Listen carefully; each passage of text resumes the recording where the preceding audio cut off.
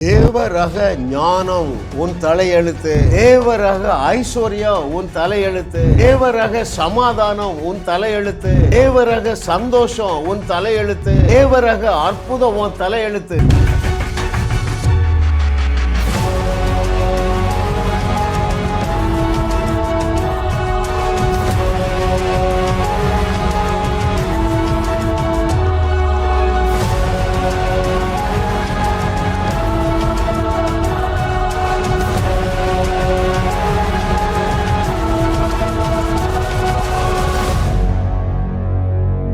கர்த்தரை தெய்வமாக கொண்ட நாம் பாக்கியவான்கள். 359வது செய்தி, தலையெழுத்து, டிவைன் டெஸ்டினி.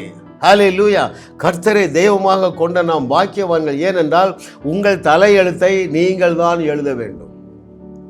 ஆமாம், அந்த அளவுக்கு கெப்பாசிட்டி மிக்கவர்களாக. ரைட். நான் சாதாரணமாக சொல்லுகிறேங்க. யோவானுக்கு என்ன வெளிப்பாடு, என்ன கெப்பாசிட்டி? அவர் இருக்கிற பிரகாரமாக நாமும் இந்த பூமியில் இருந்து கொண்டு இருக்கிறோம். இயேசு கிறிஸ்துவுக்கு என்ன வெளிப்பாடு? நீங்கள் தேவர்களாகவே இருக்கிறீர்கள். ஐயா, அதுதான் நம்ம தலையெழுத்து. ஹல்லேலூயா. அநேகர் தாங்கள் இயேசுவை போல உலகத்தார் அல்ல என்பதை அறியல. ஐ am not of this world. இயேசு சொன்னார் அல்லவா? என்ன சொன்னாருங்க?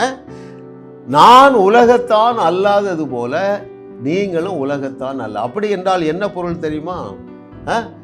இயேசு கிறிஸ்துவுக்கு உலகத்தானே போல வியாதி வரல.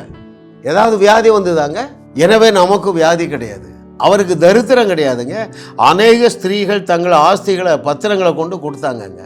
அதுதாங்க நம்ம தலையெழுத்து. ஆனால் இந்த நிஜத்தை அறியாததுனால, எந்த நிஜத்தை? தலையாய் இருப்பது தான் என் தலையெழுத்து, செல்வ சீமானாக இருப்பது தான் என் தலையெழுத்து, வியாதியோடு அல்ல வியாதிக்காரர்களை சுகமாக்குவது தான் என் தலையெழுத்து, அநேக ஜாதிகளுக்கு கடன் கொடுப்பது தான் என்னுடைய தலையெழுத்து என்கிற சத்தியத்தை அறியாததுனால இன்றைக்கு அந்தோ பரிதாபம் கிறிஸ்தவத்தில் அநேக நல்லவர்களும் நடுத்தருவில் நின்று 30-40 ஆண்டுகள் வாழ்ந்து அப்படியே வாழ்க்கையை முடிக்கிறார்கள். அவர்கள் கர்த்தர் நல்லவர் என்று ருசி பார்க்கவில்லை. அதற்கு பிரதான காரணம் என்ன தெரியுமா? எண்ணத்தை சுருக்கி கொண்டார். எண்ணம் என்ன செய்யல? பெரிதாகவில்லை. எண்ணத்தின் எல்கையை நீங்கள் விரிவாக்காவிடில் உங்கள் வாழ்வில் நன்மைகள் பெருகாது.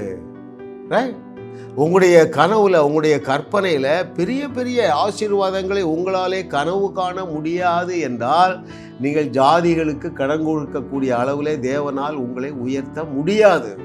That's very important. நன்மைகள் பெருகாது, ஆத்துமாக்கள் பெருகாது, அற்புதங்கள் பெருகாது, முன்னேற்றம் பெருகாதுங்க, ஆஸ்தி பெருகாதுங்க. எண்ணம் பெரிதாகாவிடில் எந்த ஆசீர்வாதமும் பெருகாது. இன்றைக்கி உங்களுடைய கண்கள் திறக்கப்படுகிற நாள் என்று கர்த்தர் சொல்லுகிற அன்பையானவர்களே. ஆனால் பெருக்கம் என்பது தேவன் தம் ஒவ்வொரு பிள்ளைக்கும் வைத்துள்ள தலையெழுத்து. அதான் இன்னைக்கு டாபிக்.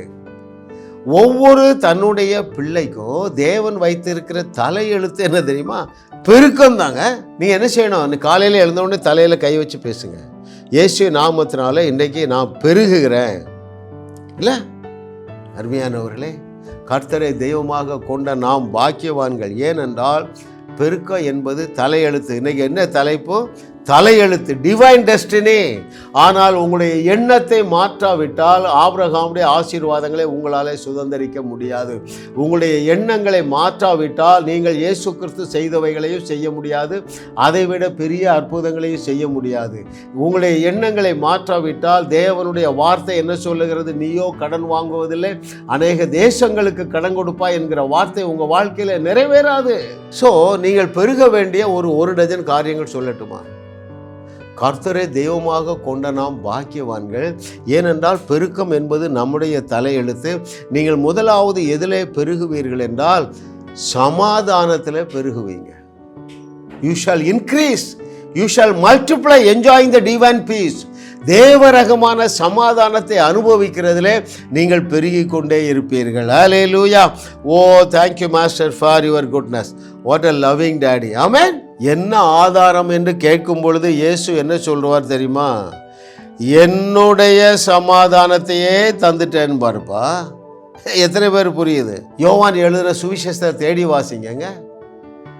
என்னுடைய சமாதானத்தையே உங்களுக்கு தருகிறேன், என்னுடைய சந்தோஷத்தையே உங்களுக்கு தருகிறேன். அப்போ நீங்கள் முதலாவது சமாதானத்திலே பெருகுவீர்கள், இரண்டாவது சந்தோஷத்தில் பெருகுவீர்கள், மூன்றாவது ஆரோக்கியத்தில் பெருகுவீர்கள். அந்த ஆரோக்கியத்தில் நீங்கள் பெருகும்போது தான் காண்டாமிருகத்துக்கு ஒத்த பலனை நீங்கள் பெற்றுக்கொள்ள முடியும். அதிலே உங்களுக்கு ஒரு வெளிப்பாடு தேவை அருமையானவர்களே. எப்பொழுது உங்களுடைய வயது திரும்ப வாழ வயது போலாகும்? நீங்கள் ஆரோக்கியத்தில் பெருகும்போது. ஆமென், ஹல்லேலூயா. அப்புறம் நீங்கள் ஆஸ்தியிலே பெருகுவீர்கள். வெறுங்கையா போனா யோபு சொன்னதை நம்பாதீங்க, யாக்கோபு சொன்னதை நம்புங்க. யோபு என்ன சொன்னா? நிர்வாணமாய் வந்த, நிர்வாணமாய் போறேன், போன்னு விட்டார். யாக்கோபு சொன்னான், வெறுங்கையாய் போனேன், 2 பரிவாரங்களோடு நான் வருகிறேன், ஏனென்றால் தேவனே என்னை பெருக செய்தார். ஹல்லேலூயா. பெருக்கம் என்பது உன் தலையெழுத்து, வேதமெங்கும் இதையே சொல்லுது. அவர் மேல் அன்பும் அவரை அறிகிற அறிவும் அனுதினமும் பெருகுகின்றன. புதிய புதிய வெளிப்பாடுகள் வெள்ளம் போல பெருகுகின்றன. ஹல்லேலூயா. ஐயா, பெருக்கம் என்பது நம்முடைய தலையெழுப்பு. பெருக்கம் என்பது நம்முடைய தலையெழுத்துங்க. 100க்கும் அதிகமான வசனங்கள் இதிலிருந்து பைபிள்லேருந்து எடுக்கலாம். அப்புறம் உங்களுக்கு என்ன பெருகும்? ஆஸ்தி பெருகும். அநேக ஸ்திரீகள் தங்கள் ஆஸ்திகளை கொண்டு இயேசு கிறிஸ்துவிட்ட கொடுத்தாங்க. அநேகர் தங்கள் ஆஸ்திகளை விற்று எங்க வச்சாங்க? அப்போஸ்தலருடைய பாதத்தில் வைத்தார்கள். நம்முடைய தலைமுறையில் அநேகர் தங்களுடைய ஆஸ்திகளை என்ன செஞ்சாங்க? ஜீசஸ் கால்ஸ் ஊழியத்துக்கு கொடுத்தாங்க. It's biblical. இன்னைக்கு அருமையான ஒரு யூனிவர்சிட்டி, கிறிஸ்டியன் ரினவுண்டு யூனிவர்சிட்டிங்க. ஹல்லேலூயா. இதாங்க நம்ம தலையெழுத்து. என்னோடு இணைந்து கொண்டு இருக்கிற அத்தனை பேருடைய தலையெழுத்து தான் இதோ. அடுத்து என்ன பெருகும் தெரியுமா? ஆஸ்தி பெருகும், ஆவணங்கள் பெருகும், வாகனங்கள் பெருகும், அற்புதங்கள் பெருகும், ஆத்துமாக்கள் பெருகுவார்கள், இன்பம் பெருகும், ஞானம் பெருகும், பாதுகாப்பு பெருகும், உங்க பிள்ளைகளுக்கு மார்க்கு பெருகும். ஹல்லேலூயா. உன் பிள்ளைகளுக்கு ஞானம் பெருகுது, படிப்பதற்கு வாஞ்சை பெருகுது. பிள்ளைகளுக்கு, நம் பிள்ளைகளுக்கு ஞானம் பெருகுது, படிப்பதற்கு வாஞ்சை பெருகுது, மார்க்கு பெருகுது, பாதுகாப்பு பெருகுது, தலையாயிருக்க தயவு பெருகுது. ஏன் தெரியுமா? பெருக்கம் என்பது நம் தலையெழுத்து, வேதமெங்கும் அதையே வேதமெங்கும் வாசிக்கங்க, அதைத்தான் சொல்லுதுங்க. ஆபிரகாம் பெருகுனா, ஈசாக்கு பெருகுனா, யாக்கோபு பெருகுனா, தாவீது பெருகுனா, சாலமோன் பெருகுனா, எஸ்தர் பெருகுனா. எத்தனை பேருக்கு புரியுதுங்க? இயேசு கிறிஸ்து பெருகினாருங்க. 31வது வயதின் துவக்கத்தில் எங்கே ஆரம்பிச்சாரு? கானா ஊரில் ஆரம்பிச்சாருங்க. அற்புதத்தின் மேல அற்புதம், கூட்டம். புருஷர்கள் மாத்திரம் 6000 பேர் சாப்பிட்டாங்க. அப்போ சிறுவர்கள், வாலிபர்கள், பெண்கள் எல்லாம் சேர்த்து 25000 பேர் இயேசுவை பின்பற்றி போனாங்க. பெருக்கம் பெருக்கம் பெருக்கம். ஹல்லேலூயா. அதனால தான் தேவன் இந்த பாடலை எனக்கு கொடுத்தார். பெருக்கம் என்பது தலை எழுத்துங்க. ஒரே ஒரு ஆதாரம் தான். என்ன ஆதாரம் தெரியுமா? அதை நான் சொல்கிறேன். இப்போ இந்த அருமையானவர்களே, ஒன்றே ஒன்றில் தான் இந்த பெருக்கம் அடங்கி இருக்குது. எத்தனை பேருக்கு அந்த ரகசியம் வேணும்? ரொம்ப சிம்பிளுங்க, ரொம்ப சுவாரஸ்யமானது, ரொம்ப இன்ட்ரெஸ்டிங்காக இருக்கும். அவரை அறிகிற அறிவிலே பெருகுனா இந்த 1 டஜன் ஆசீர்வாதங்கள் பெருகி கொண்டே இருக்குங்க. எங்கதாங்க எல்லாமே அங்கதாங்க மேட்டரு. அதனாலதான் பவுல் சொல்ல, எப்ப எல்லாமே குப்பை குப்பை, அற்புதங்கள் கூட என் பக்கம் வர்றதில்லை. எதான்? அவரை அறிகிற அறிவின் மேன்மைக்காக எல்லாவற்றையும் நஷ்டமும் குப்பையும் என்று எண்ணினேன்னுங்கிறான் பாருங்க. Thank God for Paul's revelations. பவுலுடைய ரெவலேஷன் இல்லைன்னா புதிய உடன்படிக்கைகள் கீழுகிற வாழுகிற நாமும் அடிமைத்தனத்தில் தான் இருந்திருப்போம். நான் ஒரு 15 புஸ்தகம் வச்சிருக்கேன் பாருங்க. அவர் யார் தெரியுமா? 21வது நூற்றாண்டின் பவுல். அது யாரு? ஆண்ட்ரூ ஓமக்கு. அவருடைய கல்லூரி உலகத்தில் ஒரு 80 பிரான்ச் இருக்குது, 40 தேசங்களில். இந்தியாவில் 4 பிரான்ச் இருக்குது. மும்பையில் இருக்கிறது, டெல்லியில், ஹைதராபாத், சென்னை. ஏதாவது ஒரு இடத்துல போய் சேருங்க. அவரை அறிகிற அறிவில் பெருகி கொண்டே இருப்பீர்கள். நானும் என்னுடைய 2 டாக்டர்ஸும் 2 வருஷம் கோர்ஸ் சென்னை காலேஜில் படித்தோம். Every Saturday. அருமையானவர்களே, வாழ்க்கை தலை நேராயிட்டுங்க. அப்படி என்றால் என்ன பொருள்? எங்கள் மைண்டை அக்செப்ட் பண்ணிட்டு சத்தியத்தை சரியாக அறிந்தோம். எனவே பெருக்கம் என்பது நம்ம தலையெழுத்து. ஆமாம், சில விரும்புகிறீங்க அந்த பாட்டை 2 லைன் பாடட்டுமா? பெருக்கம் என்பது உன் தலையெழுத்து, உன் வேதமெங்கும் இதையே சொல்லுது, அவர் மேல் அன்பும் அவரை அறிகிற அறிவும் அனுதினமும் பெருகுகின்றன, புதிய புதிய வெளிப்பாடுகள் வெள்ளம் போல பெருகுகின்றன. கடன் கொடுக்கும் நிலைக்கு என்னை கர்த்தாவே உயர்த்தினீரே. கடன் கொடுக்கும் நிலைக்கு என்னை கர்த்தாவே உயர்த்தினீரே. கடன் பிரச்சனையே நீ ஓடிவிடு, ஒரு நாளும் எழும்பாதே. ஓ கடன் பிரச்சனையே நீ ஓடிவிடு, ஒரு நாளும் எழும்பாதே. ஏன்? பெருக்கம் என்பது என் தலையெழுத்து. ஹல்லேலூயா. ஐயா, அப்படி பாடல்களை பாடுங்கள். சில வசனங்களை நான் உங்களுக்கு வாசிக்க போகிறேன். வேதத்தில் நீங்கள் பெருக வேண்டும் என்று பழைய ஏற்பாட்டிலும் பல வசனங்கள் உள்ளன, புதிய ஏற்பாட்டிலும் பல வசனங்கள் உள்ளன. அருமையானவர்களே, இன்றைக்கி மதம் இதை அறிந்து கொள்ள தவற்று. ஏழையாக தான் இருக்கணும், கஷ்டத்தோடு தான் இருக்கணும். எவ்வளவு ஐயா கஷ்டப்படுறது, எவ்வளவு கஷ்டப்படுறது கொஞ்சம் யோசித்து பாருங்க. அவர் அநீதி உள்ள தேவனா? அவர் இரக்கமில்லாத தேவனா? அவரிடத்தில் அன்பு இல்லையா? இல்லது அவரிடத்தில் ஆதாரம் தான் இல்லையா? உன்னை கோடீஸ்வர ஆக்க அவரிடத்தில் ஆதாரம் இருக்குப்பா. சில வசனங்களை நான் உங்களுக்கு வாசிக்கிறேன். First, the book of Deuteronomy chapter 28 verse 4. உபாகமம் 28:4. உன் கர்ப்பத்தின் கனியும் உன் நிலத்தின் கனியும் உன் மாடுகளின் பெருக்கமும் மந்த பெருகுங்கிறார். இதுதான் ஆஸ்தி. அந்த நாட்களில் மிருக ஜீவன்கள் தான் என்னது ஆஸ்தி, மந்த தான் ஆஸ்தி. ஓ மந்த பெருகுங்கிறாருங்க. என்ன நம்ம டிஸ்கஸ் பண்ணுறோம்? பெருக்கம், super natural increase, super natural multiplication. Dearly beloved, 107வது சங்கீதம் 38வது வசனம் வாசிக்கிறேன். அவர்களை ஆசீர்வதிக்கிறார், மிகுதியும் பெருகுகிறார்கள். எத்தனை பேர் கவனிக்கிறீங்க? எப்போ ஆசீர்வதிப்பார் தெரியுமா? மகா வறட்சியான காலத்தில். திரும்ப அந்த வசனத்தை வாசிக்கிறேன். 107:38. அவர்களை ஆசீர்வதிக்கிறார். எவ்வளவு பெருகுகிறார்கள்?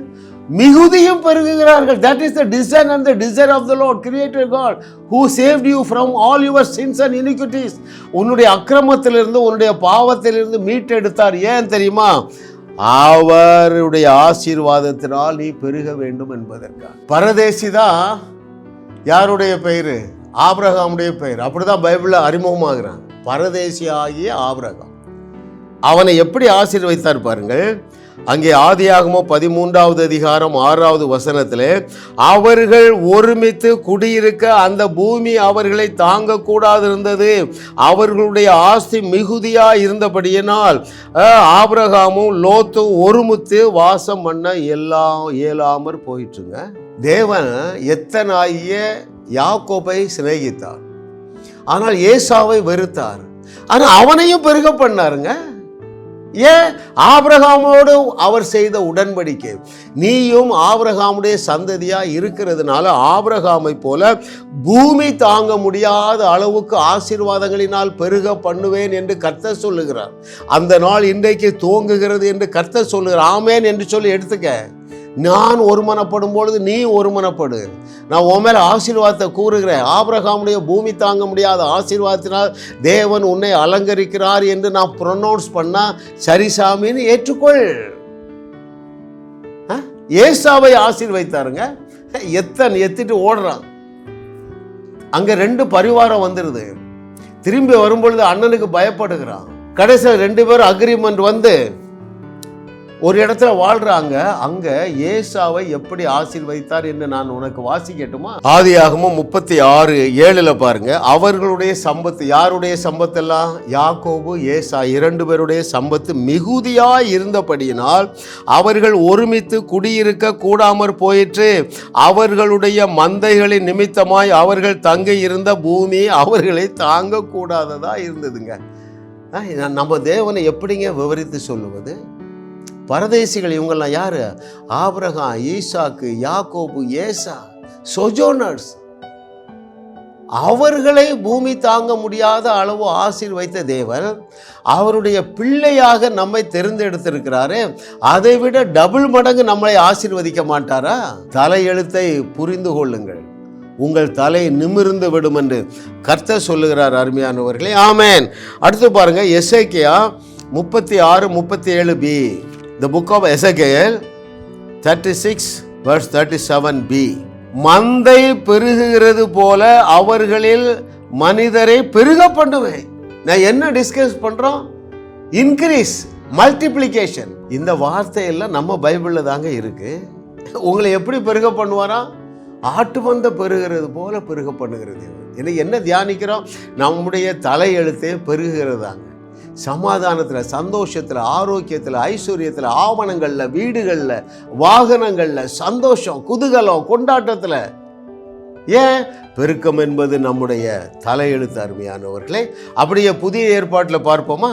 உங்களை ஏன் தேவன் பெருக பண்ண விரும்புகிறார் தெரியுமா? 2 கொரிந்தியர் 9:8.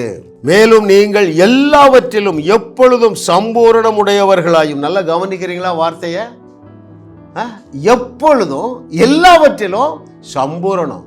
வீட்டில் எழுதி வைங்க. இந்த இல்லத்தில் எப்பொழுதும் எல்லா ஆசீர்வாதத்தினாலும் நாங்கள் சம்பூரணமாய் பெருகி இருப்போன்னு எழுதி வைங்க. அதை வாசிங்க, அதை தியானிங்க, கை வச்சு பேசுங்க. ஆமென். நீங்கள் எல்லாவற்றிலும் எப்பொழுதும் சம்பூர்ணம் உள்ளவர்களாயும் சகலவித நற்கிரியலிலும் பெருகணும். சகலவித நற்கிரியலில் பெருகணும்.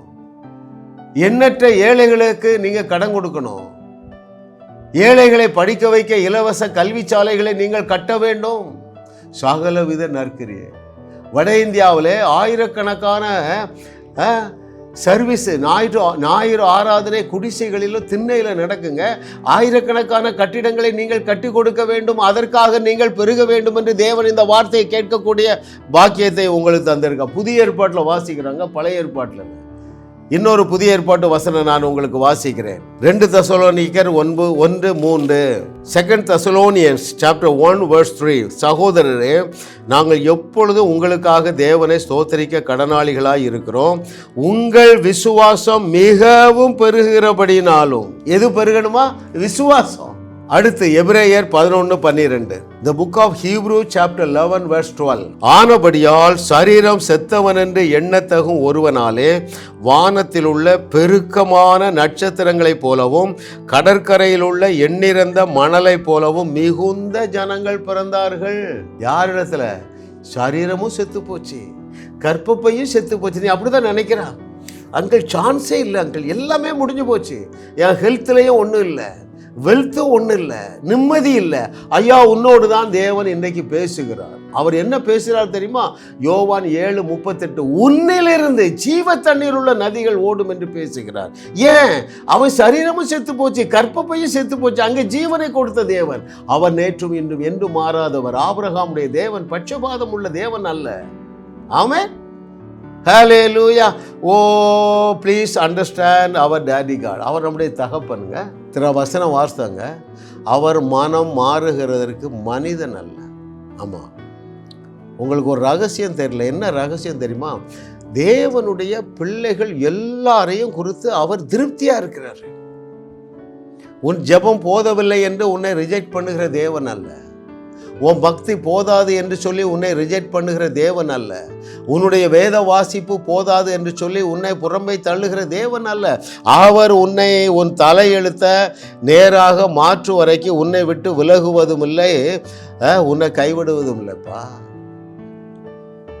ஏன் தாவீதை தேவனால் ஆசீர்வதிக்க முடிஞ்சது தெரியுமா? அவன் உன்னை புரிஞ்சிருந்தான். அவருக்கு என்ன ரொம்ப பிடிக்கும். இன்னைக்கு உனக்கு அது தெரியல. அவன் தேவனுடைய பிள்ளை அல்ல, அவன் தேவனுடைய ஜனம். அவன் அவ்வளோ அட்டூழியம் பண்ணுறான். ஆனால் அவனுக்கே ஒரு வெளிச்சம் இருக்குது. என் தேவனுக்கு என் மேலே பிரியமாக இருக்கிறேன், என் தேவன் என் மேல் பிரியமாக இருக்கிறார். அவருக்கு தகப்பன் அல்ல, அப்பா பிள்ளை என்கிற உறவு அல்ல. அருமையானவர்களே, உன் தகப்பனாகிய தேவன் உன்னில் பிரியமாக இருக்கிறார், உன்னால சாட்டிஸ்ஃபைடாக இருக்கிறாரு. நீ உன்னை குறித்து சாட்டிஸ்ஃபைடாக இரு. நீங்கள் ஏன் இவ்வளவு பெரிய ஆசீர்வாதங்களை அருளுகிற தேவனுடைய பிள்ளையா இருந்தாலும் ஏன் நீ கஷ்டத்திலையும் நடுத்தருவிலையும் நிற்கிறா தெரியுமா? உன் விசுவாசமாகிய கப்பலை நாசப்படுத்துகிற பிரசங்கத்தை கேட்கிறான். நான் செய்தி ஒரு 20 செய்தி, ஒரு அரை மணி நேரம் செய்தி, 20 செய்தியை கேளு, நான் பேசுகிற மொழி உனக்கு புரியும். உன்னுடைய விசுவாசமாகிய கப்பலை சேதப்படுத்துகிறவர்கள் பிசாசின் ஏஜென்ட்டுகள். இயேசு கிறிஸ்து அவர்களுக்கு என்ன பெயர் கொடுத்தார்? குருடருக்கு வழிகாட்டுகிற குருடர்கள். உன்னுடைய விசுவாசமாகிய கப்பலை சேதப்படுத்துகிறவர்களுக்கு பவுல் என்ன பெயர் கொடுத்திருக்கிறார்? வேத புரட்டர்கள். உன்னுடைய விசுவாசமாகிய கப்பலை சேதப்படுத்துகிறவர்களுக்கு நான் என்ன பெயர் கொடுக்கிறேன் தெரியுமா? பிசாசின் ஏஜென்ட்டுகள். ஏன் அவ்வளவு கஷ்டத்தில் இருக்காங்கங்க விசுவாசிகள்? எத்தனை சாட்சி! ஐயா, நீங்க சொல்றதெல்லாம் கரெக்டியா? 30 வருஷத்துக்கு முன்னால் நான் ரட்சிக்கப்பட்டேன். என்னைக்கு கவர்மெண்ட்டில் ஒரு ஆஃபீஸராக இருக்கிறேன். 30 வருஷமாக நான் பட்ட பாடுகளுக்கு அளவே இல்லையா. என்னுடைய சகோதரர்கள் இன்னும் வேற மார்க்கத்தில் தான் இருக்காங்க, ஆனால் அவர்கள் நல்லா இருக்கிறாங்க. ஐயா, மகனே மகளே, நீ கண்டுபிடி, பிசாசின் ஏஜென்ட்டுகளை கண்டுபிடித்து களையெடு மகனே மகளே. Amen, hallelujah. Oh, thank you Lord for your goodness.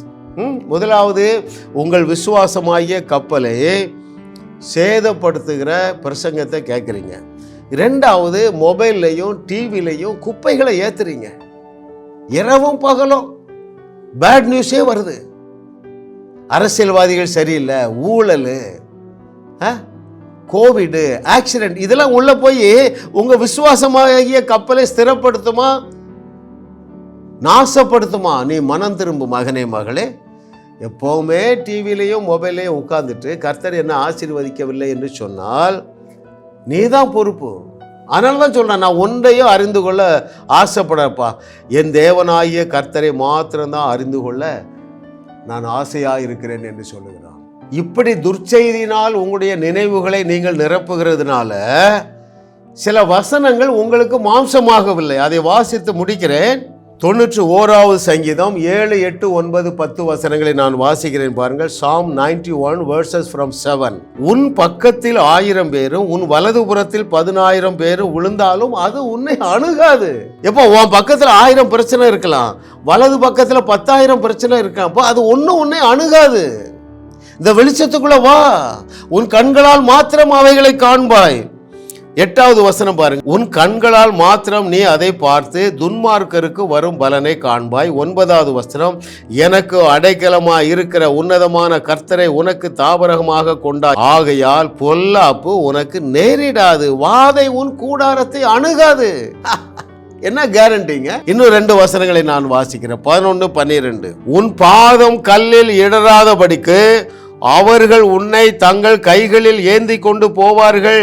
சிங்கத்தின் மேலும் விரியன் பாம்பின் மேலும் நீ நடந்து பால சிங்கத்தையும் வலு சர்ப்பத்தையும் மிதித்து போடுவா. வாம் பொறுப்பு, நீ தான் மிதிக்கணும். அந்த அளவுக்கு உனக்கு திறனை கொடுத்திருக்கிறேன், கெப்பாசிட்டியை கொடுத்திருக்கிறேன். இயேசு கிறிஸ்து செய்தவைகளிட மிகப்பெரிய அற்புதங்களை செய்யக்கூடிய ஆற்றலினால் நீ அலங்கரிக்கப்பட்டு இருக்கிறாய் மகனே மகளே. விசுவாசியின் அதிகாரம், பிலீவர்ஸ் அத்தாரிட்டி. இந்த புக்கெல்லாம் நீங்கள் படிக்கலைன்னா நடுத்தருவில் தாங்க நிற்பீங்க. எனக்கு இதில் 5 பைசா லாபம் கிடையாதுங்க. உங்கள் கண்களை திறந்து விடும்.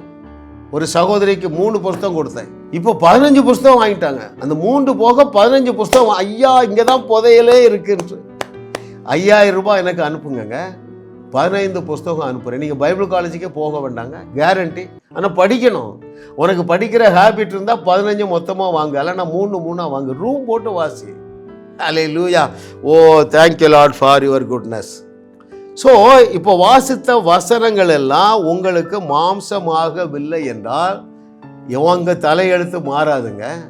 இப்படி தான் வாழ்ந்துட்டு இருப்பீங்க, பரிதாபமாக தான் வாழ்ந்து கொண்டு இருப்பீர்கள். ஐஸ்வர்யமும் ஆஸ்தியையும் பெருகுவதற்கு பதிலாக கடன் பெருகுது இல்லையா? ஏன்? தவறான பிரசங்கத்தை கேட்கிறதும் துர்ச்செய்தி நிறைந்த டிவி நியூஸை கேட்கறது, மீடியாக்களை கேட்கறது இல்லை, சோஷியல் மீடியா கேட்கறது. உங்கள் விசுவாசமாகிய கப்பலை ஸ்திரப்படுத்த என்னுடைய செய்திகளை கேளுங்கள். பில் வின்ஸ்டனை கேளுங்கள், பில் ஜான்சனை கேளுங்க, ஆண்ட்ரூமக்கு கேளுங்க. இது எல்லாமே உங்களுடைய யூடியூப் சேனலில் இலவசமாக தாராளமாக உங்களுக்கு அங்கே வைக்கப்பட்டிருக்கிறது. ஜாஸ் மினிஸ்ட்ரிஸ் செய்திகள் மூலமாக நீங்கள் ஆசீர்வதிக்கப்பட்டிருக்கிறீர்கள். நீங்கள் இந்த ஊழியத்தோடு கைகோர்க்கும்படியாக உங்களை அழைக்கிறோம். நீங்கள் காணிக்கை விதைக்கக்கூடிய நல்ல நிலமாக ஜாஸ் மினிஸ்ட்ரிஸ் இருக்கிறது. விசுவாசத்தோடு உற்சாகமாக பெருக விதையுங்கள். தேவன் உங்களை 1000 மடங்கு பெருக செய்வார். வாரந்தோறும் சென்னை முகப்பேரில் நடைபெறும் கிங்ஸ் அண்ட் குயின்ஸ் அசெம்பிளி ஞாயிறு ஆராதனைக்கு அன்புடன் அழைக்கிறோம். சத்தியத்தை சரியாக அறிந்து வெற்றி வாழ்க்கை வாழுவீர்கள். சென்னையில் உள்ள உங்கள் நண்பர்கள் உறவினர்களையும் 3 மாதங்கள் தொடர்ந்து வரும்படியாக உற்சாகப்படுத்துங்கள். முற்றிலும் ஜெயமான வாழ்க்கை வாழுவார்கள். உங்களையும் வாழ வைத்து உங்கள் மூலம் உலகத்தையும் வாழ வைக்கவே தேவன் எங்களை கிருபையாக அழைத்துள்ளார். விடுதலை பெறவும் சுகத்தை அனுபவிக்கவும் தொலைபேசியில் எங்களோடு தொடர்பு கொள்ளுங்கள். ஜாஸ் மினிஸ்ட்ரிஸ் யூடியூப் சேனலில் தொடர்ந்து செய்திகளை கேளுங்கள். சப்ஸ்கிரைப் செய்யுங்கள். வீடியோக்களை லைக் செய்து பலரோடும் பகிர்ந்து கொள்ளுங்கள். அவர்களும் ஆசீர்வதிக்கப்படட்டும்.